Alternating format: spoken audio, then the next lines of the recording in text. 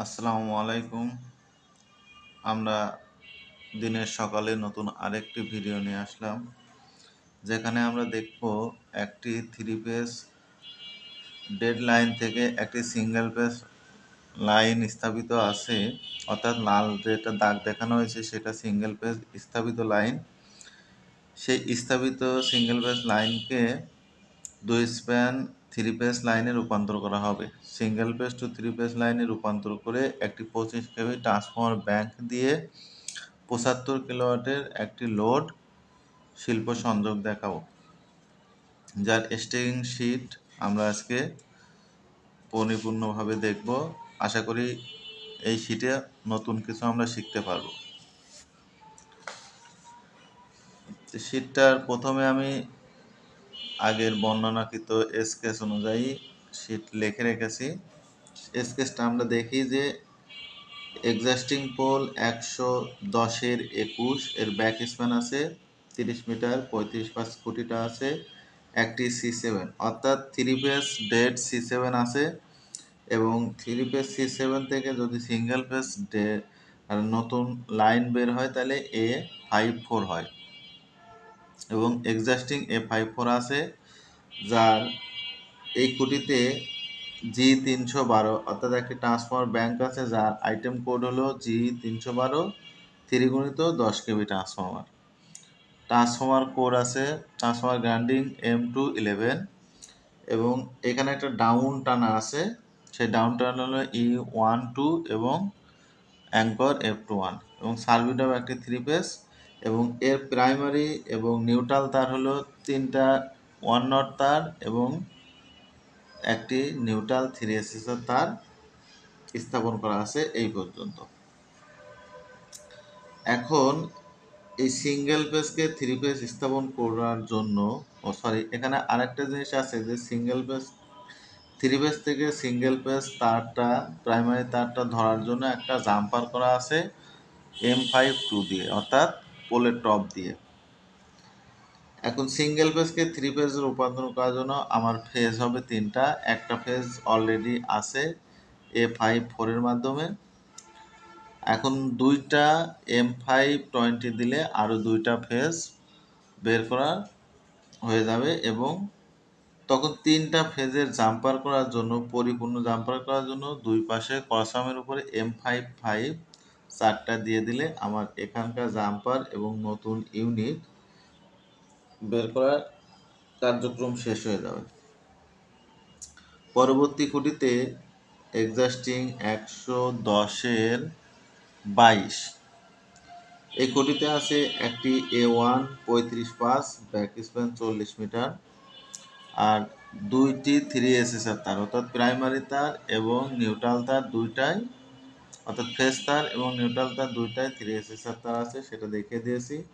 এখন শুধু ফেজ তারটা আমি রিমুভ করব, কারণ এদিকে আমার 1 নট তার থ্রি ফেজ লাইন আছে, যেহেতু কনভার্সনের সুযোগ এসেছে তাহলে এই দুই স্প্যান তারও 1 নট তার দিয়ে দেবো। এজন্য শুধু সিঙ্গেল ফেজের ফেজ তারটা রিমুভ করার প্রয়োজন, রিমুভ করে দিলাম।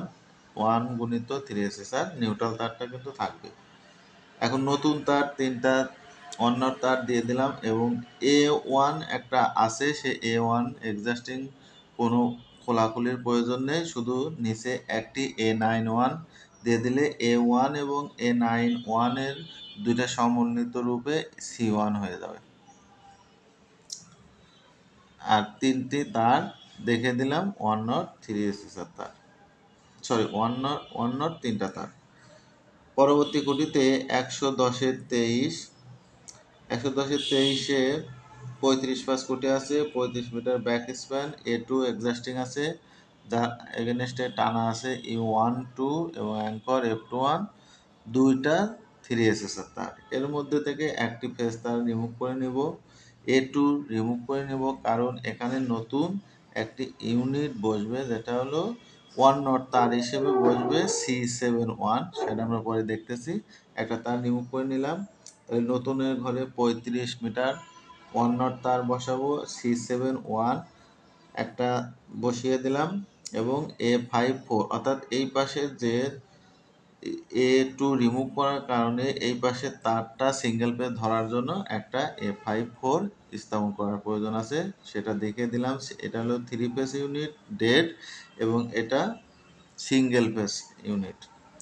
এবং এই খুঁটিতে যেহেতু 65 কিলোওয়াট লোড সংযোগ হবে, সেজন্য একটি G312 25 কেবি 3টা ট্রান্সফার দিয়ে দিলাম। ট্রান্সফার ইউনিট M211 অর্থাৎ ইকুইপমেন্ট গ্রাউন্ডিং। এখানে সবচেয়ে মজার একটা জিনিস, এখানে একটা J6 দিয়েছি। দেখেন কোনো আন্ডার বিল নেই, কোনো কিছু নেই, কিন্তু J6টা দেওয়ার কারণ হলো এই যে সার্ভিস ড্রপ তারটা 4 নট কোয়াড্রুপস, এই তারটা অনেক ওয়েট।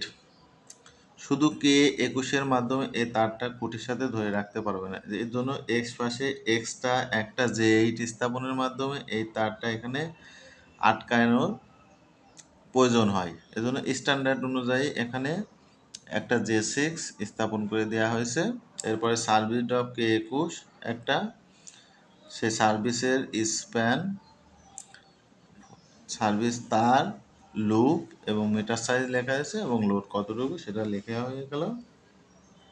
এখন এখানে লক্ষণীয় বিষয়, এই খুঁটিতে যখন A2 রিমুভ করব, রিমুভ করলে আমার প্রাইমারি ফেজের যে ইনসুলেটর এবং নিচের যে নিউট্রালের অ্যাসেম্বলি টোটাল ইউনিট টোটাল মালামাল মিলেই কিন্তু A2।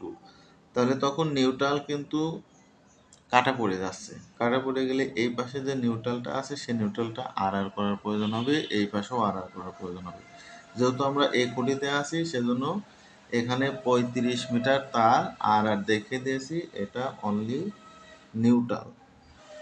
বোঝার সুবিধার্থে লিখে দিলাম যে নিউট্রাল। এবং এই যে এই পাশে যে টানাটা ছিল এটা এই পাশে আর করে দেখিয়ে দিলাম, তাহলে আমার লাইনটা খুব মজবুতভাবে থাকবে। পরবর্তী খুঁটিতে দেখানোর কারণ, অনেকে এই পরবর্তী খুঁটিটা দেখায় না বা দেখাইলেও শীটে উল্লেখ করে না।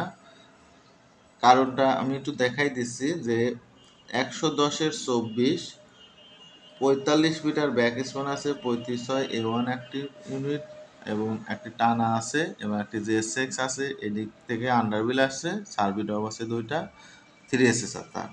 যখন এখানে A2 রিমুভ করব তখন এই ফেজ এবং নিউট্রাল দুইটা তারই কিন্তু কাটা পড়ে যাবে। সেই ক্ষেত্রে আমার স্টেকিং শিটে থাকুক আর না থাকুক, ঠিকাদার প্রতিষ্ঠানকে ঠিকই কিন্তু তারটা আবার নতুনভাবে A54 এর সাথে স্থাপন করতে হবে, অর্থাৎ আর করতে হবে।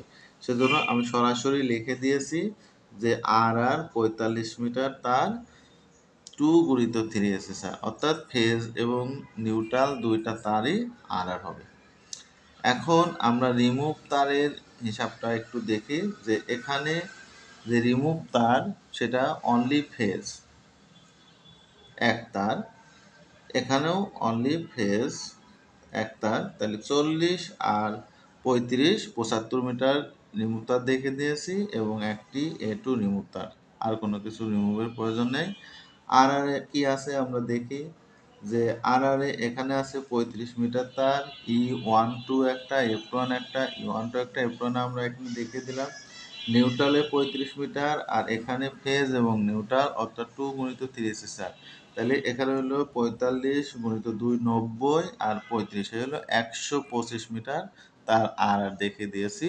তাহলে আমার রিমুভ এবং আর হয়ে গেল এবং নতুন তার আমার কতটুকু লাগবে সেটা আমরা একটু ক্লিয়ারলি দেখলেই আমাদের আশা করি আজকে স্টেকশিট সম্পূর্ণ হবে। কনজুমার টাইপ একটি এবং মেম্বার এটা হলো ইন্ডাস্ট্রিয়াল, এটা লিখে দিলাম। প্রাইমারি তার অর্থাৎ এখানে 3টি তার নতুন করে দিচ্ছি শুধু প্রাইমারি ফেজ হিসেবে, তাহলে 75 × 3 25, তাহলে 225, সেটা আমরা টোটালের ঘরে লিখে দিলাম। এবং সার্ভিস ড্রপে যে তার 4 নট তার, এই 17 লেন্থ এবং লুপ হলো 3, তাহলে 20 মিটার, টোটাল 20 মিটার লিখে দিলাম, হয়ে গেল। এখন এখানে যে মাইলেজ, সেই মাইলেজটা কিন্তু হবে কনভার্সন মাইলেজ। কত? এই দুই স্প্যানের কনভার্সন মাইলেজ হলো 0.075 কিলোমিটার, অর্থাৎ এটা মিটারে হয়ে যাবে। আশা করি সবাই ক্লিয়ারলি বুঝতে পারছেন। কোনো ভুল ত্রুটি থাকলে ক্ষমা সুন্দর দৃষ্টিতে দেখবেন এবং আমার YouTube page Sulaiman 007, YouTube channel Sulaiman 007 tech, এখানে সবাই সাবস্ক্রাইব করে রাখবেন এবং আমার ফেসবুক পেজ সুলাইমান 007। সবাইকে ধন্যবাদ ধৈর্য ধরে ভিডিওটা দেখার জন্য এবং ভবিষ্যতে এই ধরনের ভিডিও দেখার জন্য আপনারা স্কেচ করে আমাকে দিতে পারেন। আমি আশা করি সমাধান করার চেষ্টা করব। আসসালামু আলাইকুম, সবাই ভালো থাকবেন।